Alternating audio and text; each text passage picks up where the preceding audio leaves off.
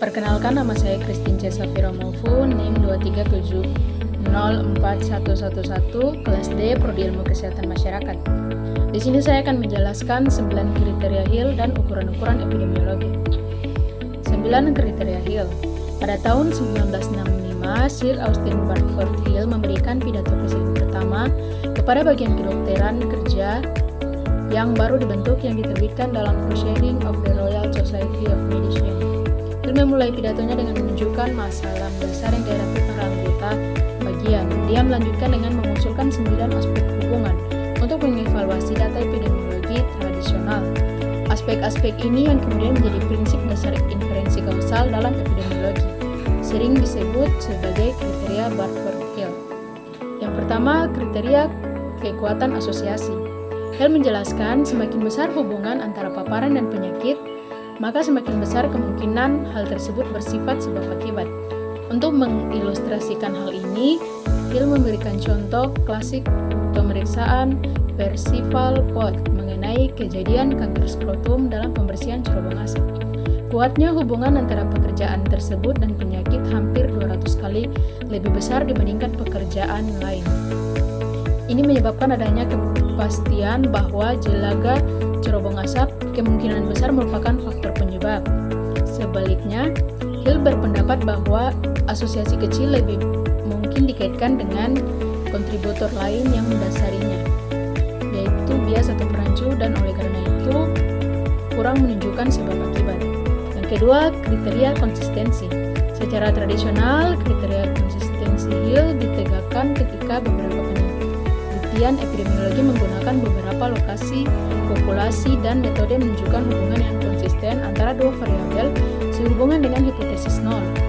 Hill menekankan pentingnya temuan yang berulang karena sebuah penelitian, tidak peduli seberapa kuat statistiknya, tidak dapat diandalkan untuk membuktikan hubungan sebab akibat karena adanya ancaman terhadap validitas internal.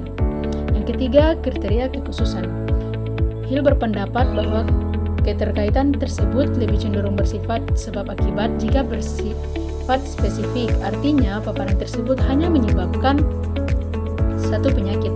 Meskipun Hill memahami bahwa beberapa penyakit memiliki banyak penyebab atau faktor risiko, dia menyarankan bahwa jika kita mengetahui semua jawabannya, kita mungkin akan kembali ke faktor yang bertanggung jawab atas penyebab tersebut. Pandangan ini menunjukkan fakta bahwa di era Hill, paparan seringkali didefinisikan sebagai proksi paparan yang sebenarnya, seperti lingkungan kerja atau lokasi pemukiman.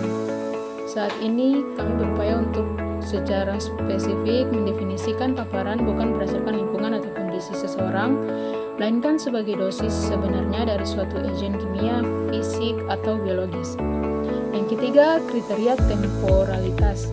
Temporalitas mungkin merupakan satu-satunya kriteria yang disetujui secara universal oleh para ahli epidemiologi sebagai kriteria penting untuk menyimpulkan sebab akibat.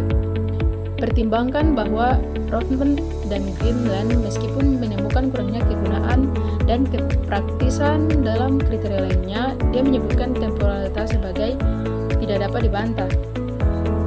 Hill menjelaskan bahwa agar hubungan antara paparan dan penyakit bersifat kausal, paparan harus mendahului timbulnya penyakit. Oleh karena itu, desain studi epidemiologi yang memastikan perkembangan temporal antara kedua ukuran tersebut lebih persuasif dalam inferensi sebab akibat. Yang kelima, gradien biologis.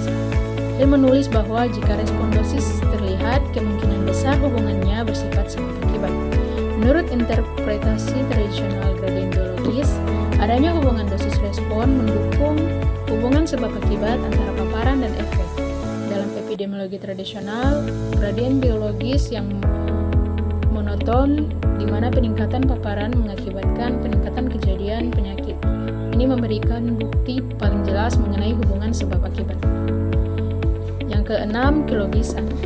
Kriteria ini menyiratkan bahwa epidemiologi dan biologi harus berinteraksi. Artinya, harus masuk akal secara historis dinilai berdasarkan keberadaan model biologis atau sosial yang menjelaskan hubungan kepentingan. Kriteria masuk akal ini terpenuhi jika hubungannya konsisten dengan pengetahuan terkini mengenai etiologi dan mekanisme penyakit. Namun, Hill mengakui bahwa penafsiran masuk akal biologis ini tergantung pada pengetahuan saat ini.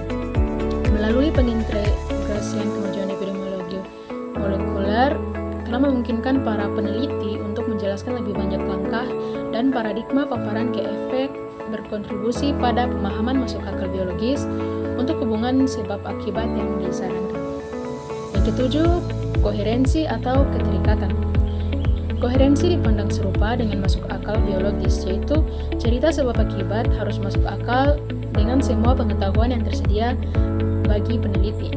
Dan kriteria ini tidak banyak berubah sejak awal hingga saat ini. Koherensi adalah bidang lain di mana studi berbasis molekuler telah digunakan untuk menunjukkan cerita yang dapat dipahami mengenai berbagai aspek paradigma paparan terhadap penyakit. Yang kedelapan, bukti eksperimen.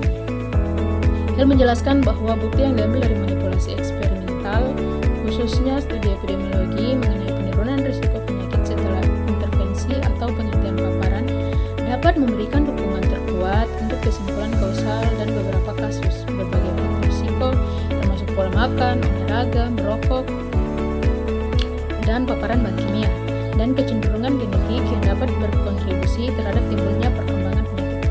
Jadi walaupun kombinasi dari faktor-faktor ini dapat berujung pada penyakit, manipulasi eksperimental terhadap satu faktor yang berkontribusi mungkin menghasilkan atau tidak menghasilkan penurunan kejadian penyakit yang dapat diamati. Yang kesembilan, analogi. Hill menyeratkan bahwa ketika terdapat bukti kuat mengenai hubungan sebab akibat antar gen tertentu dan penyakit tertentu, peneliti harus lebih menerima bukti yang lebih lemah bahwa agen serupa dapat menyebabkan penyakit serupa. Analogi telah ditafsirkan bahwa ketika satu agen penyebab diketahui, standar bukti diturunkan untuk agen penyebab kedua yang serupa dalam beberapa hal saat ini. Para peneliti memiliki alat yang lebih luas untuk mencari analogi termasuk pola perkembangan penyakit, faktor risiko umum dan perancu serta mekanisme kerja biologis. Oleh karena itu, nilai analogi modern tidak diperoleh dari konfirmasi kesimpulan kausal, melainkan dari pengajuan dan pengujian hipotesis mekanistik. Berikut adalah ukuran-ukuran epidemiologi. Ukuran dasar yang digunakan dalam epidemiologi mencakup rate atau angka, rasio, dan proporsi. Ketiga bentuk perhitungan ini digunakan untuk mengukur dan menjelaskan peristiwa kesakitan, kematian, dan nilai statistik vital lainnya. Misalnya, kesakitan dapat diukur dengan angka insidensi, prevalensi, dan angka serangan, sedangkan kematian dapat diukur dengan angka kematian. Dalam epidemiologi, ada dua ukuran penyakit yang harus dibedakan, yaitu insidensi yang menggambarkan jumlah kasus baru yang terjadi dalam satu periode tertentu, dan prevalence yang menggambarkan jumlah kasus yang ada pada saat tertentu. Terdapat dua macam ukuran yang digunakan dalam epidemiologi, yaitu tipe kuantitatif matematis dan tipe kuantitas epidemiologis. Kita bisa lihat di sini ada tipe kuantitas matematis, ada yang berjenis kuantitas matematis yaitu enumerasi atau perhitungan angka mutlak, kemudian ada proporsi, ini merupakan suatu fraksi atau tipe rasio yang unsur numerator adalah bagian dari denominator, kemudian ada rasio merupakan perbandingan antara dua kejadian atau dua hal antara numerator dan denominator yang tidak saling berhubungan. Kemudian ada rate merupakan perbandingan antara jumlah kejadian terhadap jumlah penduduk yang mempunyai risiko terhadap kejadian tersebut. Kemudian ada ukuran morbiditas. Angka kesakitan atau yang biasa disebut dengan morbiditas adalah angka yang menunjukkan derajat sakit, cedera, dan gangguan pada suatu populasi. Morbiditas juga merupakan suatu penyimpangan dari status sehat dan sejahtera atau keberadaan suatu kondisi sakit. Morbiditas mengacu pada angka kesakitan, yaitu jumlah orang sakit dibandingkan dengan populasi tertentu yang seringkali merupakan kelompok yang sehat atau kelompok yang berisiko. Di dalam epidemiologi, ukuran utama morbiditas adalah angka insidensi, prevalensi, dan berbagai ukuran turunan dari kedua indikator tersebut. Kemudian, ukuran mortalitas.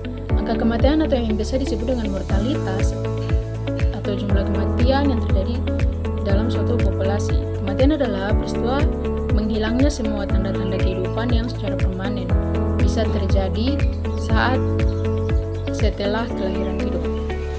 Mortalitas merupakan istilah epidemiologi dan data statistik vital untuk kematian. Di kalangan masyarakat kita, ada 3 hal umum yang menyebabkan kematian, yaitu degenerasi organ vital dan kondisi terkait, yang kedua status penyakit, yang ketiga kematian akibat lingkungan atau masyarakat. Kemudian ada jenis-jenis ukuran mortalitas, yaitu yang pertama angka kematian kasar, yang kedua angka spesifik menurut umur, yang ketiga angka perinatal, yang keempat angka kematian bayi baru lahir, yang kelima angka kematian bayi, yang keenam angka kematian balita, yang ketujuh angka kematian pasca neonatal, yang ke-8 angka kematian ibu, yang ke-9 case fatality rate. Kesimpulannya, 9 kriteria Hill dan ukuran-ukuran epidemiologi adalah alat penting yang digunakan untuk menilai kekuatan asosiasi atau paparan penyakit. Memahami konsep dan definisi dari kriteria Hill dan ukuran-ukuran sangat penting untuk melakukan penelitian dan epidemiologi yang akurat dan dapat diandalkan. Kriteria Barford-Hill tetap menjadi salah satu konsep yang paling banyak dikutip dalam penelitian kesehatan dan masih dijunjung sebagai alat yang valid untuk membantu intervensi sebab akibat. Namun, cara setiap kriteria diterapkan, diinterpretasikan, dan diberi bobot dalam kerangka integrasi data harus diukur secara cermat terhadap beragam jenis data baru yang tersedia dalam setiap situasi unik. Ukuran epidemiologi adalah alat penting untuk memahami, mencegah, dan mengendalikan penyakit. Dengan memahami dan menggunakan ukuran-ukuran ini, kita membuat keputusan yang lebih baik untuk meningkatkan kesehatan masyarakat. Sekian dari saya, terima kasih.